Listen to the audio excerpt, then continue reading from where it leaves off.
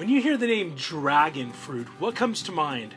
Probably something scaly and creepy, very exciting, and something that breathes fire. Burning the peasants. The dragon fruit lives up to that name in a lot of respects.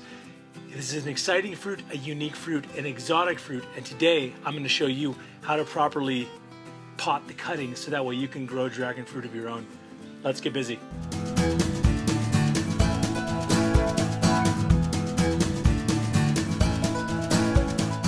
And before the video goes on any further, why don't you tell me your first experience with dragon fruit? Did you get a red one or a white one? And what was the difference between the two if you had both? I'm so curious to find out.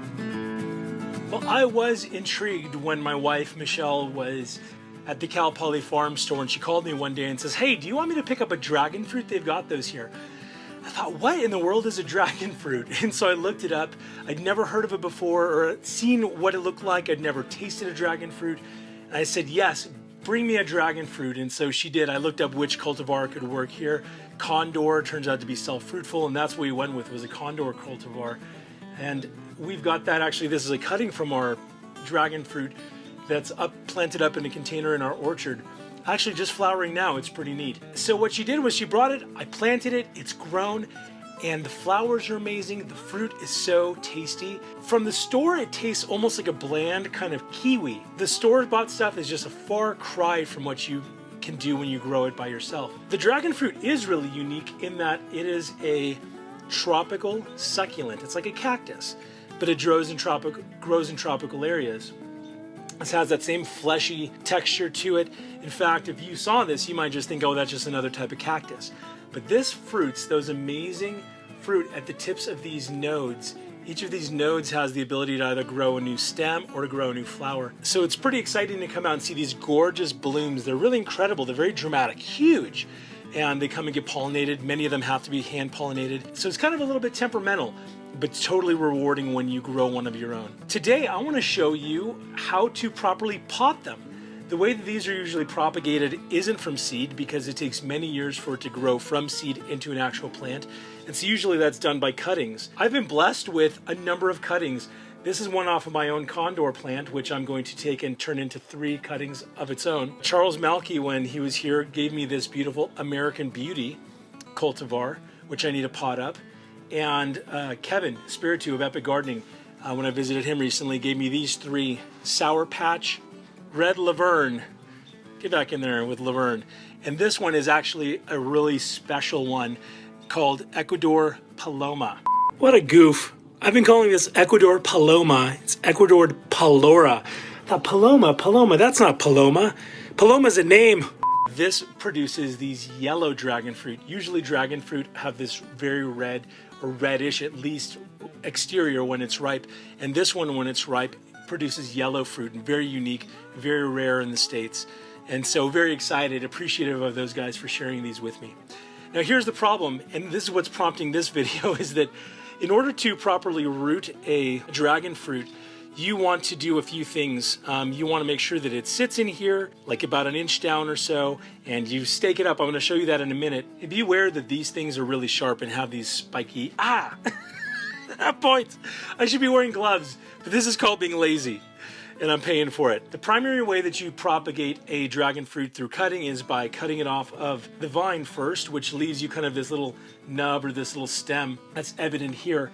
But then what you want to do is you want to cut off and create some additional growing space. And so what you will typically do is come through with a nice clean pair of pruning shears, and you want to cut some additional off. And that way you end up with a large area that you can now root from. Thing is, when you make this cut, you're not able to plant it straight away, because if you do, the bottom part gets moisture in it and it rots. What you actually want to do is wait a couple of days for this to kind of crust over, harden over, and then you come back and you plant it. And that's similar to what the one that Charles provided me has. It's healed over, and it's, you know, a wide enough base to create some additional rooting. Something I recommend doing, which is totally your preference, is to write the name of the cultivar on the fruit itself, on the vine. Once you get all of these together, you sometimes go, what in the world is that name? And if the tag falls out, or if you're like me, you may have little small family members who come and move things around.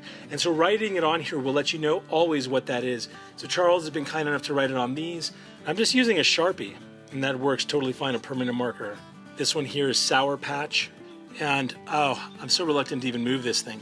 Ecuador Palora. I'll use the last bit of ink on that thing. Okay, so Ecuador Palora, I'm leaving in there. It feels like it's kind of rooted in a little bit just by lightly tugging on this. It feels like it's holding some soil with it, so I'm not going to disturb this one to cut it out. But Red Laverne and Sour Patch, they very easily fell off. You see how small that base is right there? This area right here, so skinny. We want a larger area to be able to create some additional rooting, some good strong rooting to support the plant over time. So I'm going to just cut off maybe the first inch or so. You want a nice clean cut. So I'm going to set Sour Patch and Red Laverne aside, so that way they can, over the next couple of days, harden off. I'm also going to take and cut off some of the larger vine that I had from my condor, and I need a right condor on every one of these. So I'm going to cut it first at the base to remove it from the original stem, and then I'm going to cut it to allow it to do that. Create like a condor pile over here. So now you see we've got the skinny part, and I'm going to come through, cut that. This one has some blemishes, and I'm kind of concerned about these blemishes that are on here. So what I'm going to do is I'm going to make my cut halfway through instead of where these blemishes are and these what looks kind of a little bit diseased. I'm going to cut higher up, and this is going to be a shorter one. So I'm just going to dispose of this one.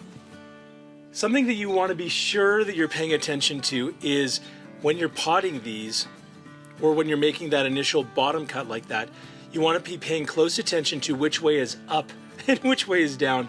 Typically on these dragon fruit, up is the direction of all of these little stems, these little spurs, these little thorns. They're all pointing in the up direction.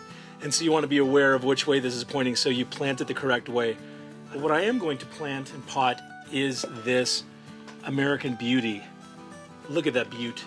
Now this is a really long stem or stalk, and usually when you do this you only want to plant the first couple of inches of the stem.